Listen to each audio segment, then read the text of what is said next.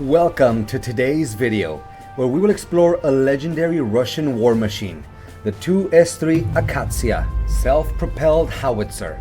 Born during the Cold War, but is it relevant in modern warfare?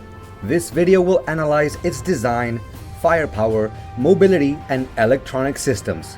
We will also evaluate its role in contemporary conflicts.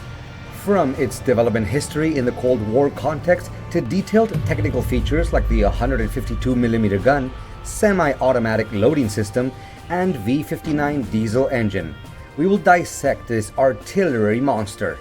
Can upgrades and modernization keep the Tu-S3 thriving, or is it gradually fading into obsolescence? Let's dive in. The development of the Tu-S3 began in the late 1960s, marking a significant shift from traditional towed artillery to self-propelled howitzers, providing superior mobility and firepower for mechanized units. In 1967, the project to develop a 152mm self-propelled howitzer was launched, aiming to replace outdated artillery systems and meet the increasingly demanding requirements of modern combat. Soviet engineers focused on integrating a powerful gun onto an armed chassis capable of agile movement across all terrains. After an extensive research and testing process, the first Tu-S3 prototype emerged, demonstrating significant advantages over contemporary artillery systems. In 1971, the Tu-S3 Akatsiya was officially commissioned into the Soviet Army, quickly becoming a key pillar of its artillery forces. The introduction of the Tu-S3 not only enhanced firepower, but also improved the mobility and survivability of artillery units on the battlefield. The Tu-S3 underwent numerous tests and improvements throughout its service, ensuring it consistently met modern combat requirements. In the years that followed, the Tu-S3 Akatsiya was exported to many countries worldwide, solidifying its reputation as one of the most successful artillery systems in history.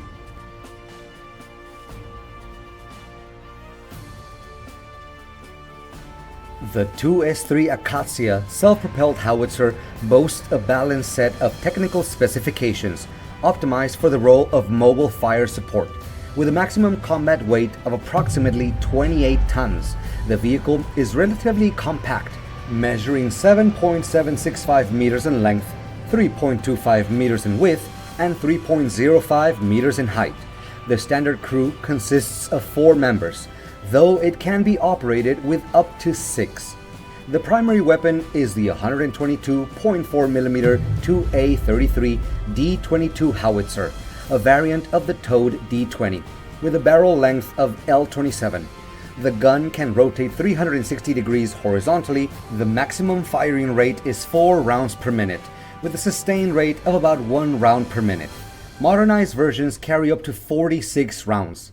The effective range is 18.5 kilometers with standard OF540 high explosive fragmentation, HE frag rounds, extendable to 24 kilometers with rocket-assisted projectiles, RAP. Additionally, the Akatsiya can fire various specialized rounds, including Heat FS anti-tank, smoke illumination, and laser-guided cross-napalm munitions. The secondary weapon is a remotely controlled 7.62mm PKT machine gun with 1,500 rounds. In terms of mobility, the Tu-S3 is powered by a V59 12-cylinder diesel engine, producing 520 horsepower, yielding a power-to-weight ratio of about 18.9 horsepower per ton. This enables a maximum speed of 63 kilometers an hour on paved roads and an operational range of 500 kilometers. The vehicle can cross trenches up to 3 meters wide, surmount vertical obstacles up to 0.7 meters, and ford water up to 1.0 meters deep. Its welded steel armor, with 30mm thickness at the front and 15mm on the sides, provides sufficient protection against small arms fire and artillery fragments.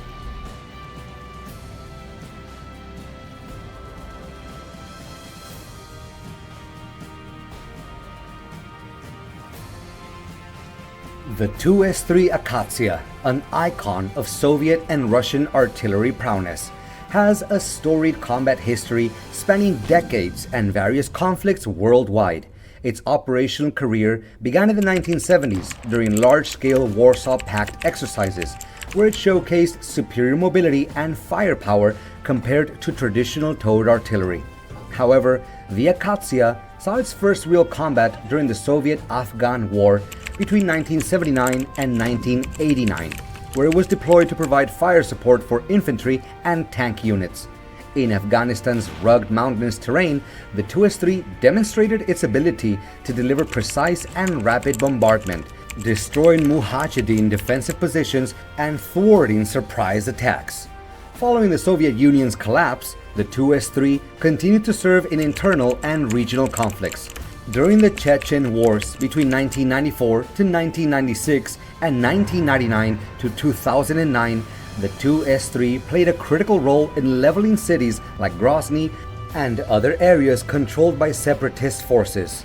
Its devastating firepower crushed fortified positions, though at the cost of significant destruction and civilian casualties.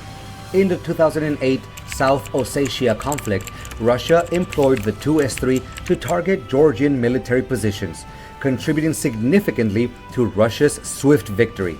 Akatsiya artillery units conducted precise bombardments, neutralizing Georgia's air defenses and artillery, paving the way for Russian infantry and tanks to advance. Since the outbreak of conflict in 2014, the 2S3 Akatsiya has been a mainstay for both Russian and Ukrainian forces, engaging in intense artillery duels across fronts like Donbass, Kharkiv, and Kherson. However, modern battlefields have exposed its critical vulnerabilities to FPV, first-person view drones, resulting in heavy losses. Many systems have been destroyed by precise strikes, often triggering catastrophic ammunition explosions. Despite its vulnerability, the 2S3 remains strategically vital in the context of attritional warfare. Russia continues to deploy modernized 2S3M variants to the front lines, even delivering new batches in April 2024 to offset losses. This underscores the Akatsiya's indispensable role as a workhorse, maintaining the necessary firepower density across a vast front line.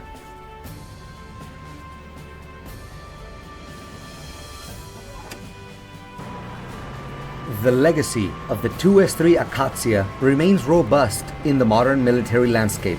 Despite decades of service, the 2S3 continues to be a vital component of Russia's artillery forces and those of several other nations. Currently, Russia is actively maintaining and upgrading its remaining 2S3 units. These upgrade programs focus on enhancing fire control systems, integrating GPS navigation and digital communication systems, and equipping the platform with more advanced munitions. The 2S3's presence in recent conflicts, particularly in Ukraine, demonstrates its enduring value on the battlefield, providing critical fire support for infantry and tank units.